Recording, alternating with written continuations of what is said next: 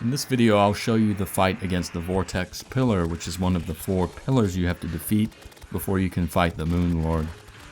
If there's one key element to this fight that I should point out, I would say that you can get debuffed by the enemies in a fairly frustrating way. I don't know whether it's called confusion or muddling or whatever, but it essentially makes your movement confused and contrary to your inputs, at least for a temporary spell.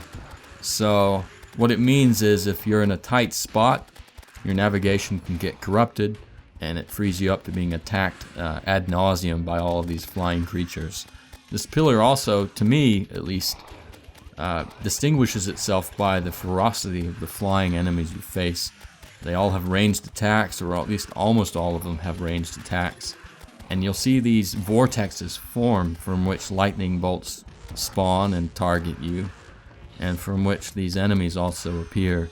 So it's a fairly hard-hitting bunch of opponents here. I wouldn't say any of the units that spawn during this fight are very easy to defeat. Again, a lot of them have ranged attacks.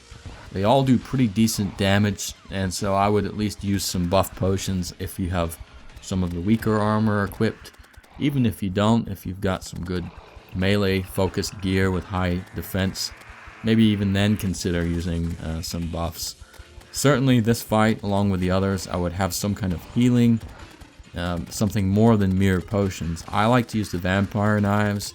I think the damage from them is good enough, especially if you have a minion like this Stardust Dragon available to help supplement your damage.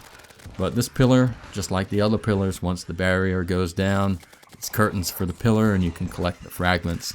It's getting to that point that's the trick, and I'm sure you all realize that. So that's a fair view of the fight. That's typical in my experience of what you're going to face.